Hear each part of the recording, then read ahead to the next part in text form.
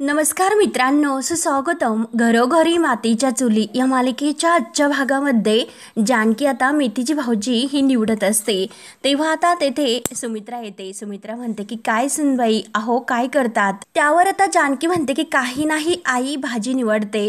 आज जेवणात मात्र मेथीची भाजी आहे आणि आई तुम्हाला आवडते म्हणून खास मी तुमच्यासाठी शेपूची भाजी सुद्धा करणार आहे. दाण्याचं कूट घालून आणि मुगाची डाळ घालून आणि आई ज्वारीची भाकरी सुद्धा मी करणार आहे. तेव्हा आता सुमित्रा म्हणते की काय अगं, माझ्या आवडीची ज्वारीची भाकरी, अगं मग नानांच्या आवडीचा ठेचा सुद्धा तू कर ना ग. अगं त्यांना ठेचा किती आवडतो आणि ते तर काय म्हणतात माहिती आहे का जानकी, अगं आयुष्यामध्ये ठेचा फार महत्वाचा असतो का ग जानकी. तर जानकीला हसायला येतं. तेव्हा आता सुमित्रा म्हणते की हे बघ अगं जानकी, ठेचा तर मी केला असता परंतु मला देवळामध्ये जायचं आहे, मी देवळामध्ये जाऊन येते.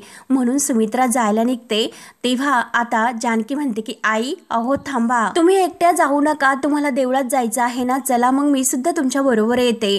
तेव्हा आता जानकी सुद्धा जायला निघते. परंतु सुमित्रा म्हणते की नको, तू नको येऊ. अगं जानकी, तुला किती काम आहे, एकतर तुला नानांना वेळेवर औषध सुद्धा द्यायची आहे, त्यामुळे तू येऊ नको, मी जाते. त्यावर आता जानकी म्हणते की नाही आई, तुम्ही एकटं जाऊ नका प्लीज. तेव्हा आता सुमित्रा विचारते की जानकी अगं का मी एकटीने जायचं नाही, या अगोदर तर किती वेळेस मी एकटीच जात होते, मग आता तू कशाला काळजी करतेस बरं, मला काही झालेलं आहे का. तेव्हा जानकी म्हणते की नाही आई, तुम्हाला काही झालेले नाही, तुम्ही एकदम ठीक आहात. सुमित्रा म्हणते की हो, मी तर ठीकच आहे. आणि तेवढ्यात तेथे शर्वरी येते. शर्वरी आता ह्या दोघींचं बोलणं ऐकते. सुमित्रा म्हणते की अगं नाना सुद्धा आता ठीक झाले, त्यांना चालता येतं, बोलता येतं, देवीची कृपा. अगं मी देवीला नवस बोलले होते आणि देवाचा नवस फेडायला नको का, त्यामुळे मी जाऊनच येते. देवाचे काम करायला नको का अगोदर, त्यामुळे तू जानकी जा बरं अगोदर पूजेचे ताट घेऊन ये. सुमित्रा आता काही ऐकायला तयार नसते. शेवटी आता सुमित्राला कसंही समजवता येत नाही म्हणून जानकी आता ताट आणण्यासाठी आत जाते. तेव्हा आता शर्वरी सुमित्रा जवळ येते आणि सुमित्राला विचारते की काय ग आई, तू देवळात चालली का. तेव्हा आता सुमित्रा म्हणते की हो ग, एकतर घरामध्ये बसून अगदी कंटाळा येतो, पाय सुद्धा दुखतात, जरा मी वॉक सुद्धा करून येते आणि देवळात जाऊन देवीचा नवस सुद्धा फेडायचा आहे, तो सुद्धा फेडून येते. त्यावर आता शर्वरी म्हणते की चल ना आई, मी सुद्धा तुझ्या सोबत येते. तेव्हा आता सुमित्रा म्हणते की अगो बाई, तू पण येतेस का, चल मग. आणि अगं हा चमत्कार कसा घडला, माझी शरू शहाणी झाली की काय. म्हणून आता सुमित्रा जानकीला आवाज देते आणि खरंच अगं शर्वरी, तू एकदम पहिल्यासारखं बोलायला लागली, थांब आता मी विक्रम रावांना फोन करून सांगते की आमची शर्वरी शहाणी झाली, मध्ये काहीतरी वेड्यासारखं ती विचित्र बोलत होती, आता मात्र आईकडे तू लक्ष द्यायला लागली. आणि तेवढ्यात जानकी आता पूजेचं ताट घेऊन आतमधून येते. तेव्हा मात्र आता जानकी आल्यानंतर शर्वरी म्हणते की मी आईसोबत देवळामध्ये जाते. तेव्हा जानकीला आनंदच होतो, कारण आईसोबत कोणीतरी असायला हवं असं जानकीला वाटतं. तेव्हा जानकी म्हणते की काय शर्वरी ताई, तुम्ही जातात का त्यांच्या सोबत. तेव्हा शर्वरी लगेच आता रागाने म्हणते की नको जाऊ का. नाही म्हणजे अगं तुझी परमिशन नसेल ना, मग तसं सांग. तेव्हा मात्र आता सुमित्रा शर्वरीचं ते रागाचं बोलणं बघून म्हणते की काय ग, आत्ताच मी म्हटले होते की माझी शर्वरी शहाणी झाली आणि काय ग असं वहिनीबरोबर भांडायचं नसतं. आणि परत म्हणते की हो, आई सोबत देवळामध्ये मी जाते आणि तोपर्यंत जानकी अगं तू नानांची काळजी घे, असं आता मुद्दाम शर्वरी आड बोलते. सुमित्रा म्हणते की हो हो अगं, नानांना औषध द्यायचे आहे आणि दे ना, पूजेची थाळी दे इकडे, म्हणून जानकीला मागते. परंतु शर्वरी म्हणते की नाही आई, अगं पूजेची थाळी आपण देवळात घेऊयात. तर सुमित्रा म्हणते की बरं चल मग.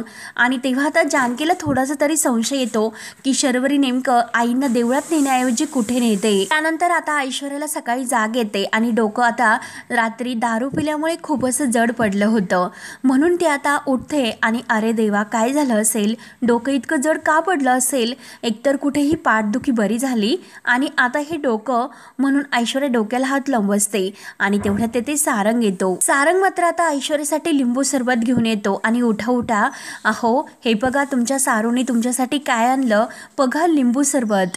आणि सकाळी सकाळी का रागवतात बरं, हे बघा मी लिंबू सरबत घेऊन आलो तुमच्या सारूने. तेव्हा आता ऐश्वर्या म्हणते की काय हो, हे सारू सारू काय लावलं तुम्ही. तेव्हा मात्र आता सारंग म्हणतो की सारू नको का, मग कॉटन कॅन्डी म्हणा, आणि ठीक आहे ते जरी तुम्हाला म्हणायचं नसेल मग ते म्हणा धनी. तेव्हा ऐश्वर्याला काही आठवत नसतं. ऐश्वर्या म्हणते की काय धनी. तेव्हा सारंग पुन्हा मोठ्याने ओरडतो की धनी.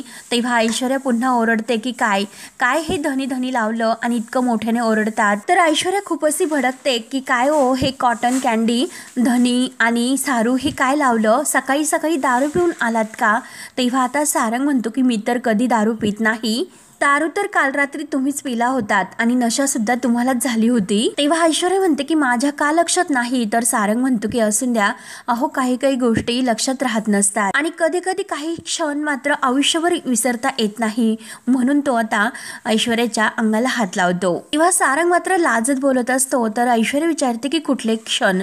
तेव्हा सारंग आता लाजत खाली मान घालतो आणि हसतो. तर ऐश्वर्या पुन्हा विचारते की काय हो काय हसतात, कुठले क्षण? तेव्हा सारंग म्हणतो की मी कसं सांगणार? तर ऐश्वर्या आता ओरडते, सारंग एकतर काय झाले हे मला आठवत नाही आणि सांगा ना नेमकं काय काय घडलं. तेव्हा सारंग म्हणतो की नाही ऐश्वर्या मी नाही सांगू शकत, त्या सांगण्यासारख्या गोष्टी नाही, तो त्या अनुभवण्यासारख्या गोष्टी आहेत. तर लगेच ऐश्वर्या वैतागते.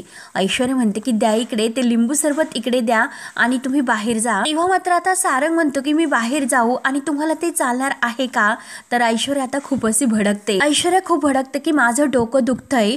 तेव्हा सारंग म्हणतो की हो का, डोकं दुखतं आणि हे बघा मी त्याची काळजी करण्यासाठी सुद्धा एक गोळी घेऊन आलेला आहे, त्यामुळे डोक्याची ही गोळी घ्या.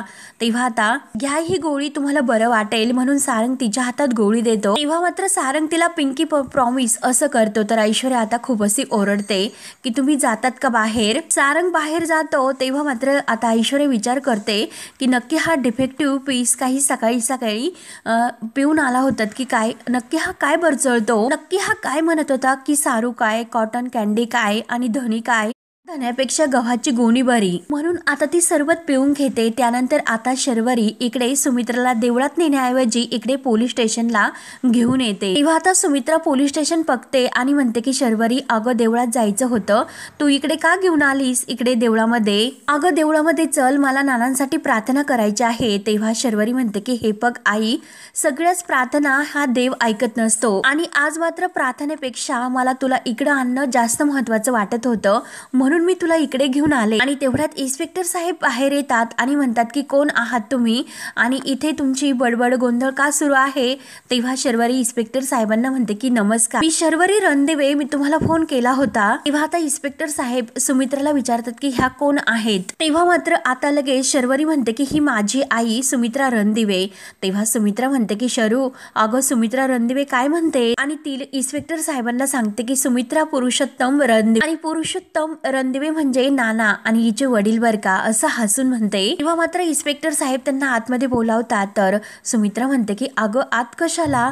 तेव्हा शर्वरी म्हणते की हो देवळात सुद्धा जाऊयात आपण नंतर, अगोदर आत चल. म्हणून आता जी काही ती वेगळीच बॉडी असते, तर शर्वरी मुद्दाम आता सुमित्राला ती नानांची बॉडी आहे असं दाखवण्यासाठी घेऊन येते आणि त्या अंधारा खोलीमध्ये तिला घेऊन येते. सुमित्रा घाबरते की अगं किती अंधारा आहे इथे, अगं इथे तर खूप वास येतो आणि काय ग शरू तू कुठे घेऊन आलीत? आणि तेव्हा आता थोडीशी लाईट लावली जाते. तेव्हा मात्र आता तिथे जी डेड बॉडी असते, तर सुमित्रा घाबरते, म्हणते की काय ग शरू, अगं हे कोण आहे आणि तेथे यांना का ठेवलं आणि त्यांच्यावर चादर का घातलीत, कोण आहेत बरं हे? तेव्हा आता इन्स्पेक्टर साहेब म्हणतात की तुम्ही पुढे जाऊन डेड बॉडी बघू शकतात, तुम्ही विनंती केली म्हणून तुम्हाला ही डेड बॉडी दाखवण्यासाठी आणलं. तेव्हा आता सुमित्रा विचारते की अगं कुणाची डेड बॉडी आहे आणि आपण का बघायची बरं ती? तेव्हा आता इन्स्पेक्टर साहेब म्हणतात की पुरुषोत्तम रणदिवे यांची डेड बॉडी आहे. तेव्हा सुमित्रा म्हणते की अहो काय बोलतात, वेड लागले की काय तुम्हाला? काय विचित्र बोलता हो तुम्ही, तुम्ही तर पोलीस आहात ना? मी तुम्हाला सांगितलं ना पुरुषोत्तम रणदिवे म्हणजे नाना आणि हे बघा मंगळसूत्र, हे त्यांच्याच नावाचं मंगळसूत्र आहे, म्हणून आपल्या गळ्यातील मंगळसूत्र ती इन्स्पेक्टर साहेबांना दाखवते आणि शर्वरीला म्हणते की चल काही पण बोलतात ते भलतं सलतं, आपण घरी जाऊया. तेव्हा शर्वरी म्हणते की आई जे समोर आहे ते मान्य कर.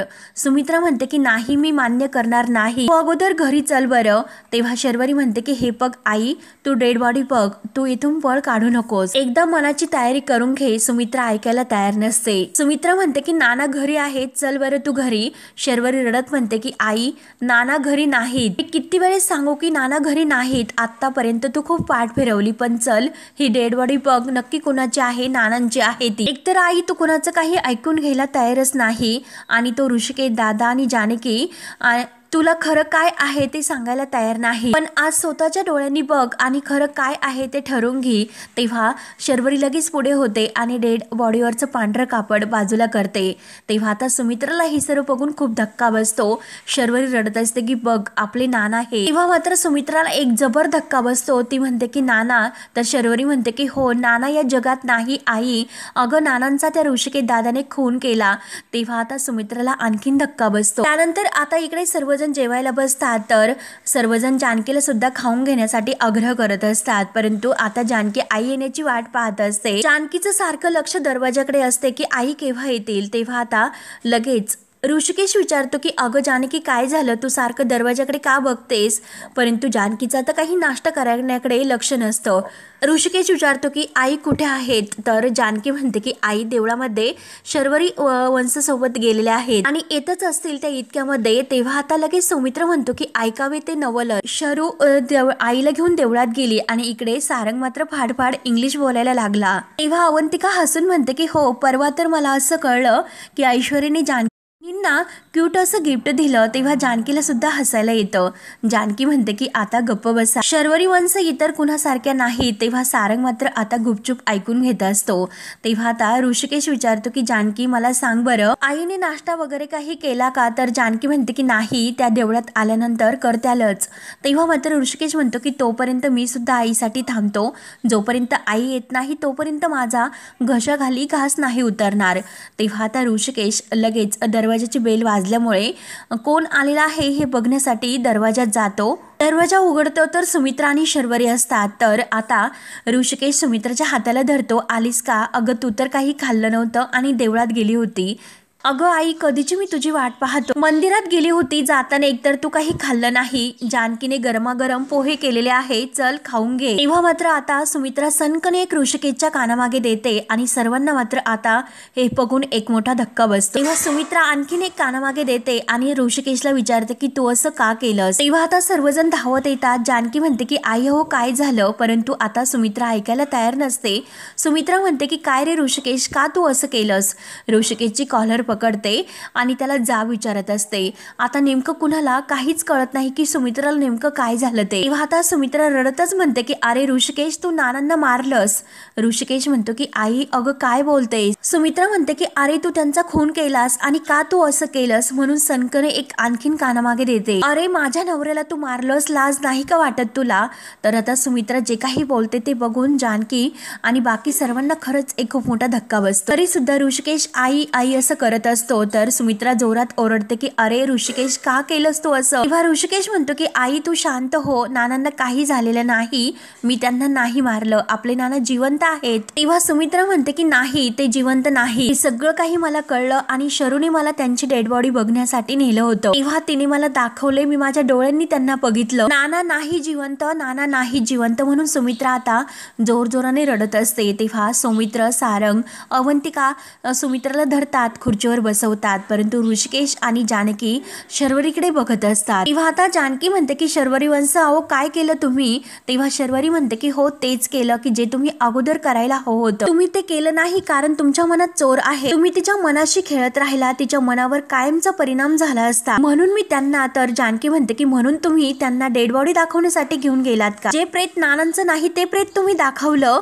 ते प्रेत नानांचं नाही. तेव्हा आता शर्वरी सुद्धा ओरडते, म्हणते ते प्रेत नानांचंच आहे, नाना मेलेत हे मान्य करा आता अगोदर. तेव्हा आता अवंतिका म्हणते की अगं शरुताई काय केलंस तू हे. सौमित्र सुद्धा म्हणतो की मूर्ख मुली, अगं तुझ्यामुळे आईला किती त्रास होईल हे तुला कळते का. तेव्हा आता सुमित्रा आणखीनच रडते. तर सौमित्र तिला शांत हो असं म्हणतो. तेव्हा शर्वरी म्हणते की हो, जेव्हा ती या घरामध्ये नाना जिवंत आहे असं वावरते, अदृश्य नानांशी जेव्हा ती बोलत होती तेव्हा मला सुद्धा त्रास होत होता. तुम्हाला तिची काळजी नसेल परंतु मला तिची काळजी आहे, जे आहे ना ते आज मी तिला दाखवलं म्हणून ती आज रडून मोकळी होते, हे तुमच्या डोक्यामध्ये शिरतं का. तेव्हा आता ऋषिकेश म्हणतो की शर्वरी बास कर. आणि आता ऋषिकेश सुमित्राला म्हणतो की आई तू शांत हो, परंतु सुमित्रा रागाने उठते आणि ऋषिकेशचा हात बाजूला झिडकारते. मला हात सुद्धा लावू नकोस, अरे तू या हाताने नानांचा खून केला त्यामुळे तुम्हाला हात लावू नको. तेव्हा आता ऋषिकेशच्या डोळ्यामध्ये पाणी येत असतं, त्याला इतकं वाईट वाटतं. तेव्हा आता सुमित्रा म्हणते की अरे ऋषिकेश असं कसा असा तू, अरे मी तुला जन्म नाही दिला परंतु चांगले संस्कार तर मी तुला दिलेत ना, चांगलं काय वाईट काय हे मी तुला शिकवलं आणि तू असं कसं वागलास रे, अरे तू तर नानांचा खून केला, त्या अगोदरच तुझे हात कसे झडले नाहीत. तेव्हा आता सुमित्रा ऋषिकेशचा खूप रागराग करत असते. सर्वजण आता सुमित्राला समजावण्याचा प्रयत्न करतात परंतु सुमित्रा कुणाचं काही ऐकून घ्यायला तयार नसते. तरी सुद्धा आता ऋषिकेश आपल्या डोळ्यातील पाणी आवरतो आणि म्हणतो की हे बघ, अगं नानांना मी काही केलेले नाही, प्लीज आई तू समजून घे. अगं मी नानांना मारण्याचा प्रश्न येतच नाही कारण आपले नाना जिवंत आहेत. अगं आई आम्ही प्लीज त्यांना सगळेजण शोधतोय, तू माझ्यावर विश्वास ठेव. त्यावर आता जानकी सुद्धा रडत म्हणते की हो आई, मी सौमित्र भाऊजी अवंतिका आम्ही सगळेजण नानांना शोधतोय. आणि आता जानकी शर्वरी वंशाला म्हणते की तुम्ही जे काही केलंच ना ते अत्यंत चुकीचं केलं. खोटं बोलून तुम्ही आईंना देवळामध्ये घेऊन गेलात ना, असं दर्शन तुम्ही घडवलं का त्यांना, शी लाज वाटते मला खरंच. मला ही अपेक्षा नव्हती. तर शर्वरी सुद्धा आता पुढे येते आणि म्हणते की मला सुद्धा जानकी वहिनी, अगं तुझ्याकडून ही अपेक्षा नव्हती. एरवी तर तू चूक आणि बरोबर याच्या गोष्टी सांगत असतेस ग. आणि हे बघ, जेव्हा सारंगला पकडण्यासाठी पोलीस आले होते तर ऋषिकेश दादाने स्वतः त्याला पकडून पोलिसांच्या ताब्यात दिलं होतं. तेव्हा आता मी तुझ्याकडून ही अपेक्षा करू नये का असं तुला वाटतं का? आणि तुझ्याकडून तर ऍक्च्युली मी कशाला अपेक्षा करायची, कारण माझ्या नानांना तू तर जिन्यावरून ढकललं होतं. आणि ऋषिकेशकडे बोट दाखवत म्हणते की याने तर त्यांना जगात लगेच ढकलून दिलं. तेव्हा आता जानकी ही शर्वरीवर ओरडते की शर्वरी वंश बाद झालं, खूप काही बोललात, आता बास करा.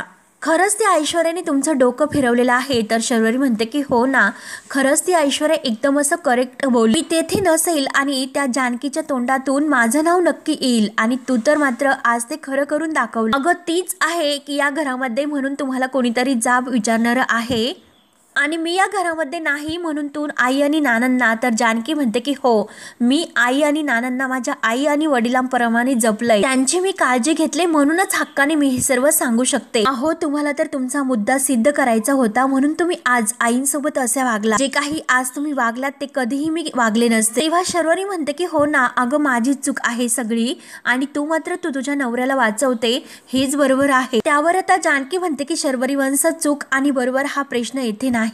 तेव्हा मात्र आता शर्वरी म्हणते की हो का, अगं मला तर काहीच कळत नाही, सगळं काही तुम्हालाच कळतं. तेव्हा जानकी म्हणते की हो तुम्हाला काही कळत नाही आणि आता बाद झालं.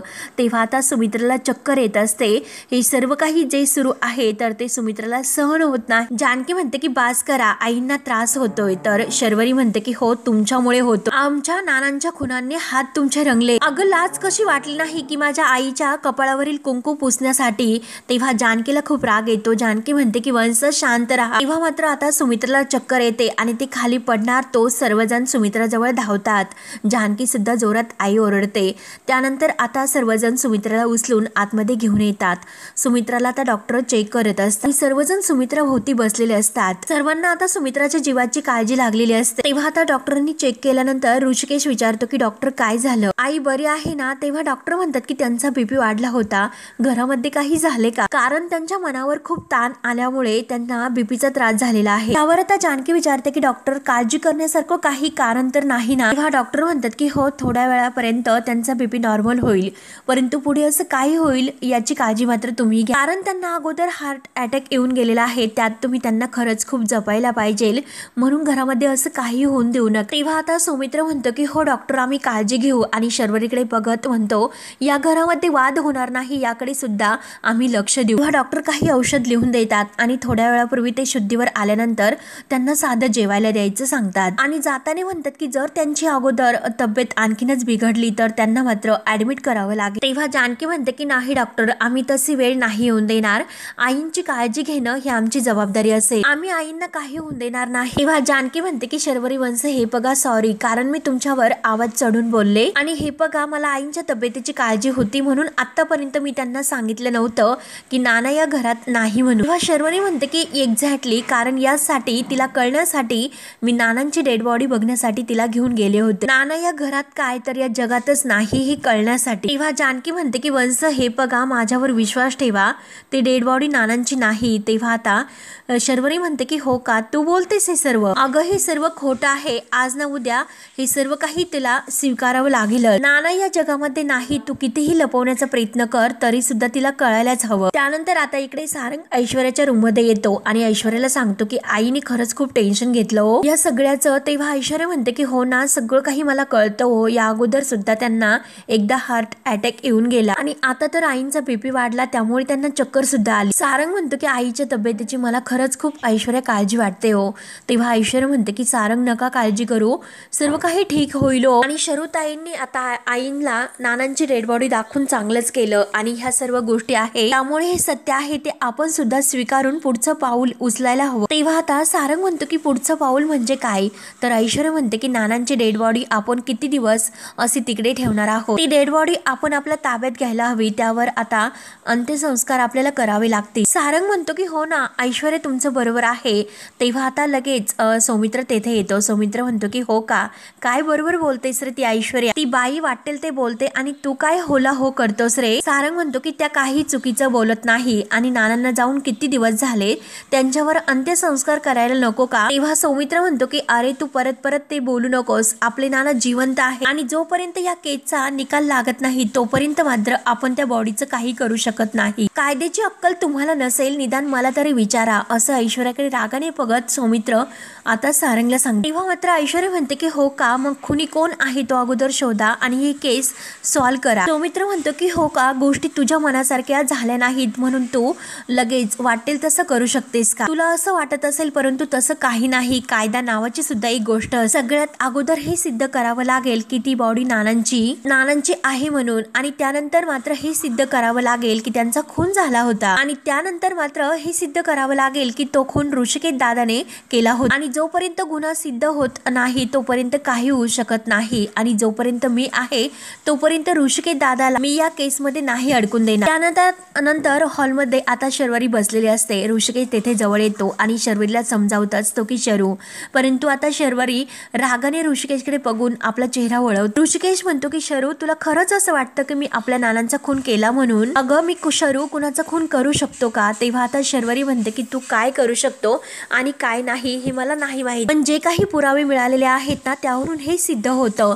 ऋषिकेश म्हणतो की अगं शरू, पुरावे सोडून, म्हणून तू शर्वरीचा हात धरून तिला समजायला जातो, परंतु शर्वरी आपला हात मागे घेते। ऋषिकेश म्हणतो की शर्वरी, अगं आपलं नातं काय आहे हे आठव, आणि नात्यांना पुराव्याची गरज नसते, नात्यामध्ये विश्वास खूप महत्वाचा असतो। अगं शरू, पुरावे शोधून सापडतात परंतु विश्वास, अगं तुझ्या भावावर विश्वास नाही का? लहानचा मोठा मी या घरामध्ये झालो, आयुष्यातील 25-30 वर्ष आपण एकत्र घालवले, तेव्हा आता जानकी या दोघांचं बोलणं ऐकत असते। अगं शरू, मी सुमित्रा आईच्या पोटी जरी जन्मलो नसलो तरी सुद्धा या घरात एकत्रच आपण वावरलो, हे तर कुठे मला आत्ता माहिती झालं, परंतु त्या अगोदर आपण एकत्र राहत होतो, अगदी सख्खी भावंड म्हणून एकत्र वाढलो, एकत्र खेळलो, एकत्र हसलो, परंतु आता ती ताकद कुठे गेली आपल्यातील? आणि सावत्र शब्दात इतकी मोठी ताकद आहे का की मी सावत्र आहे हे कळल्यानंतर तुझा माझ्यावरचा विश्वास उडाला का? आणि शर्वू, तुला एक आठवतं का, जेव्हा नाना तुला म्हणायचे की हे बघ चल मी तुला कॉलेजला सोडतो, पण तेव्हा तू काय म्हणायची? नाही, माझा ऋषिकेश दादा त्याच्या बुलेटवरून मला सोडेल, आणि आज तुझा दादा अडचणीत सापडला तर आज तू त्याच्यावर असे आरोप करते। तेव्हा शर्वरीच्या डोळ्यात पाणी येत असतं, तर इकडे सारंग सौमित्रला म्हणतो की अरे